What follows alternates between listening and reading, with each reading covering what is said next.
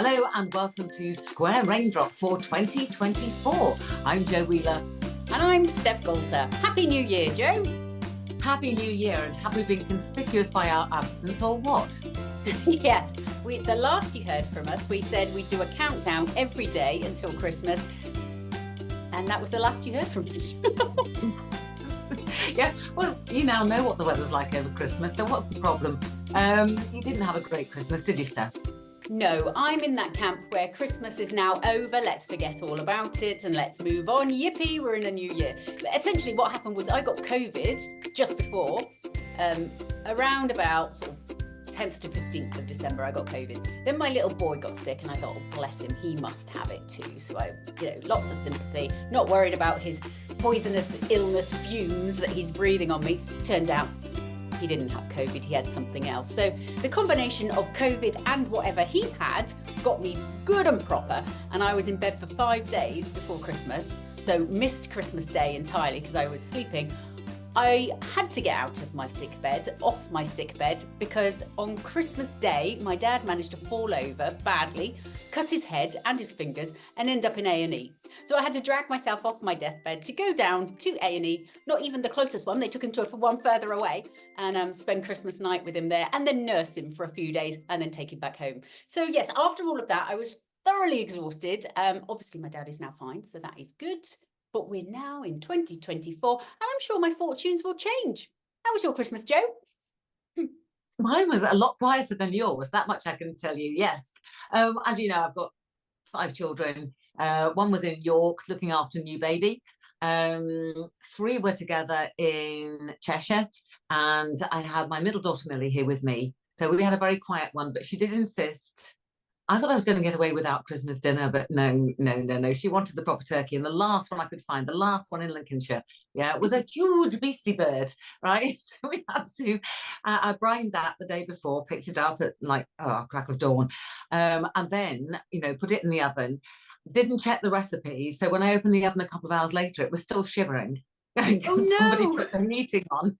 Yes, so all my timings were out, but that was okay. It was fine. I think we eventually ate about 9:30 at night or something like that. That was always the case. In Doha I used to have family and friends come and visit, so it was always a big bird. We were given it by a friend of ours, so we weren't going to say, no, can you have something smaller? I was like, we'll take anything.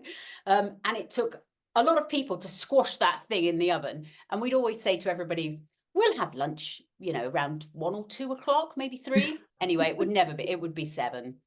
People went, yeah, okay, 2 o'clock, yeah. We can turn up. There's no point. Really. And then, as soon as Christmas, literally, the clock had chimed 12, the weather went, right, hang on a second, hold my beer. Yeah, I've got a job to do here. We've seen so many storms since Christmas that I've actually lost track of the names of them. I can remember like the last one, and that's about it. And the ones before, you're going, I can't remember now. But I mean, Henk came along to bite me on the bum, because this was the day after New Year's Day, wasn't it? 2nd of January. And I had, in all faith, decided to go and see my daughter and new grandchild in York, which is about 2.5 hours from here. So I set off. They named the storm about an hour into the journey. Well, I could have named it for them because conditions were atrocious on the roads. And I pulled into Doncaster Services, and, where the cars come into park, it actually looked like boats were coming in. You've kind of got a bow wave and a bit of a wake behind them. And honestly, I was thinking, I don't even know if I can drive through that bit, let alone carry on. And you're heading towards York, where you already know it's flooded. So what are you doing? Anyway, I made it there, made it back, stopped to do a few telly bits on the way. As you do. Welcome break. But yes, it's all been a bit chaotic, and things are about to change. But before they do, I just want to say this is only my second outing of my Christmas jumper this year, because I haven't really seen anybody, and also because, is it 12th night? Is 12th night the 5th or the 6th? Because I'm quite superstitious. I can answer this. I do know, because my other half is from a Catholic country, and they're very big on the 3 kings. The 3 kings came last night. Them, and the camels turned up, dropped the presents for our kids in their shoes. Don't ask me. It's best not to ask. And have disappeared. So today is the day to take down all the Christmas stuff. And tomorrow is both of my children's birthdays. So in our really busy, And there's a lot of presents giving over this period, and then that's it for the year. Because the Spanish tradition is to actually exchange presents on the 6th, isn't it? For Felipe, in Argentina, they had one present from Santa on Christmas Day. So they don't understand this whole stocking thing and presents giving that we do. He's like, there's so much stuff. And I have to agree with him, but we do it anyway. So yeah, they exchanged one present from Santa, and then the three kings would come and they would get presents in shoes. They're not very big presents then. No. I mean, as presents go, they're a tiny bit disappointing. Unless you're lucky to have enough to have size 13 feet. Yeah, Christmas is a bit of a disappointment. You could say that, although when Mia looked at our 6-year-old, looked in her shoe today and went, only one present. I went, oh dear, we have created a monster.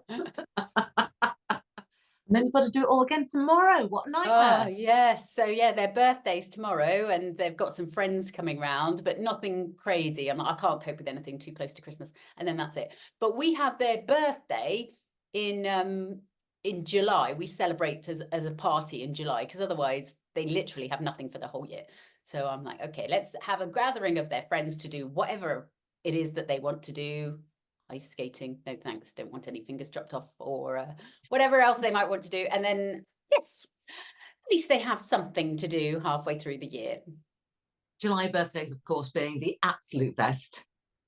Well, it's better than the 7th of January. Everybody's absolutely, yeah, taking down their Christmas decorations. I'm the 3rd of July, and it's always been absolutely brilliant. Got to say, I heard about a household hack for getting your Christmas tree out without dispensing all the needles all over the floor, if you've got a real one. Burn it?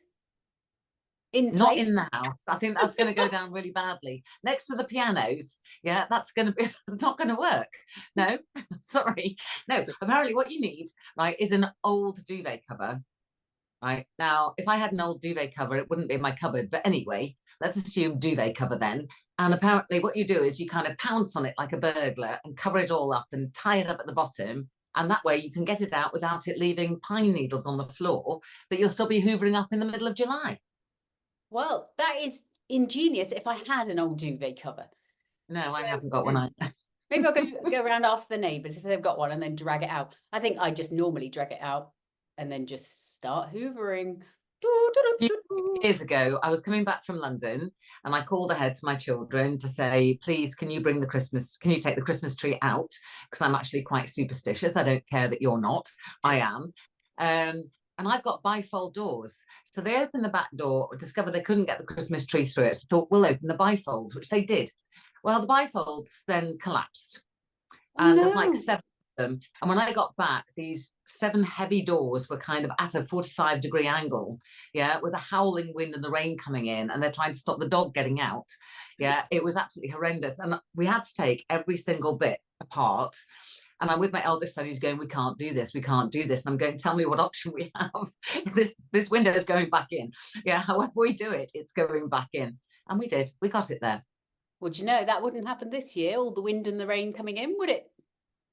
Because fortunately, the rain's finally going. So we had the last massive lump of wet weather in the south, just down the road in Otterbourne. We got 44 millimetres from that one storm on top of everything else. People are trying to get to all sorts of after school activities, sending messages, I can't get there, I'm flooded, I can't get through that road. And now finally calming down, which is brilliant news. Indeed. You know, Wattisham in Suffolk has actually had 100% of its January rainfall already. No way. Yeah, and that other day, the second when I went to York, I got back and my daughter was trying to come up from Cornwall, which is a crazy place to come from, yeah, because that was where all the strongest winds were, 81 miles per hour at Exeter Airport. And I kept saying to her, it's going to be very wet and windy. Now, she lives most of the time in Oxford. I said, stop at Oxford, don't go any further. I said, 1,000 people have been evacuated from Northamptonshire. There's obviously bad flooding there, don't come any further. Anyway, she got to Northampton and I got a call about 11:30 at night saying, I can't get out. Every road north is blocked, it's closed, and there are no diversions, or there are diversions, but they don't take me anywhere.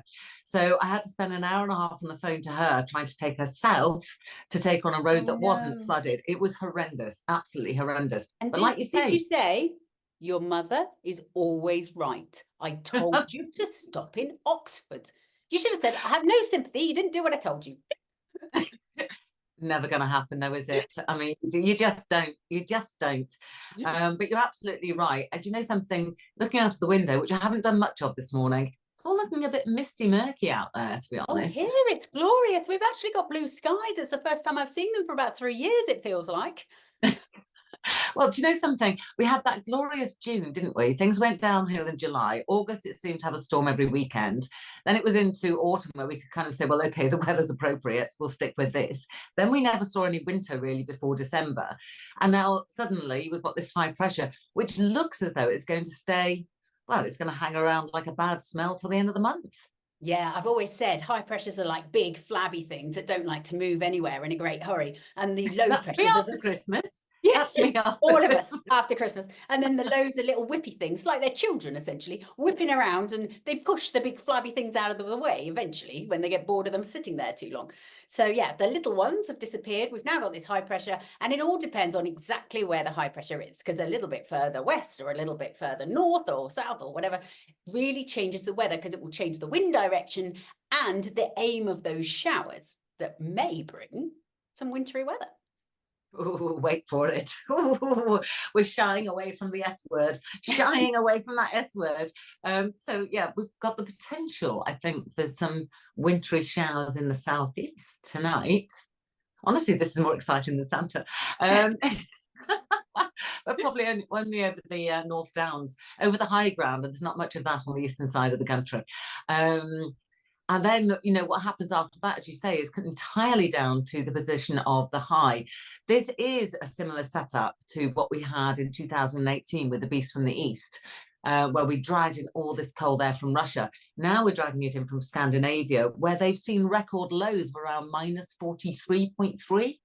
It's been crazy over there, really, really cold, the coldest for years. Not, I think generally it's not record breaking, but I think it's like matching records from a very long time ago, but incredibly cold. But we're not quite tapping into that. So nobody needs panic and say, you know, we're getting to minus whatever it is, but it will feel cold. So even in the south, I think by Tuesday, we're looking at a top temperature of 2 or 3 in many places, like generally.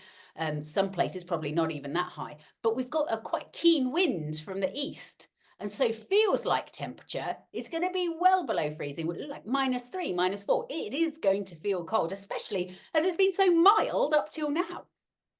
That is the critical thing, isn't it? Because I mean, it's not warm here this morning. It's not terribly cold, but it's not warm. And I went outside and I thought, do you know, that's not too bad because there's no wind blowing. But as soon as that wind picks up and you get the wind chill factor, that is going to feel pretty bitter. Yeah, so if you were lucky enough for Santa to bring you some earmuffs, a balaclava, you know, an all-in onesie, wear it all and the wardrobe, and you should be fine. You say don't panic about this cold air coming from Scandinavia. I panicked yesterday when suddenly my heating failed. My daughter's been wandering around the house going, it's cold. You haven't got the heating on. I said, for goodness sake, the heating is on. I have put it on. Yeah. And I've even turned the thermostat up to 12. No. You and your heated gillet going, it's perfect. I don't know what you're talking about. I don't care. No, I had turned the thermostat up, and then I had reason to spend time upstairs yesterday, and I could see my breath, and I'm thinking something's not working here, like the heating's not working. And I think, yeah, somebody will be able to tell me better than I'm going to describe this, but when you've got the thermostat or whatever, it calls, if the temperature drops, it calls for heating from the boiler. And there's a little switch that goes, go on then, do it. Yeah, or don't do it. Go on, do it, or don't do it. And I've had this problem before where it sticks. So I whacked the thermostat up and down a few times, and suddenly it burst into life. And I was thinking, thank goodness for that, because we're just obviously starting a weekend and don't want to be calling people out until next week. But on the other hand, it's perishing cold around here. At least, though, we're over the Christmas and New Year period, because that would be a little bit expensive. Well, absolutely. So we're going to have to wait and see where this high goes in terms of the weather. And of course, whilst we've got high pressure over us, a warning to parts of Europe, because low pressure systems from the Atlantic have 2 ways to go. One is over the top, the other is underneath. And so certainly looking at some of the charts longer term, which I know you don't believe in, but it does look like Spain and Portugal, southern parts of Europe, are going to take a bit of a battering. Yeah, it is that time of year where you think, oh, it's so miserable here, let's go abroad. And then you go abroad and you go, Okay, so Southern Europe wasn't far enough, which is why the Canary Islands are so popular at this time of year, because they're that little bit further where it is almost guaranteed sunshine during our winter. So yeah, it looks like Southern Europe are going to get the little excited children loads that are whipping around Yes, the globe. they will. Wonderful. Now then, so obviously your secret Santa this Christmas was a dose of COVID. You won't be looking for that Mixed again. with something that's yet to be identified, but I never want to see again. Yeah, I'm going to touch wood because luckily we managed to escape unscathed at Christmas. That's what being antisocial does for you.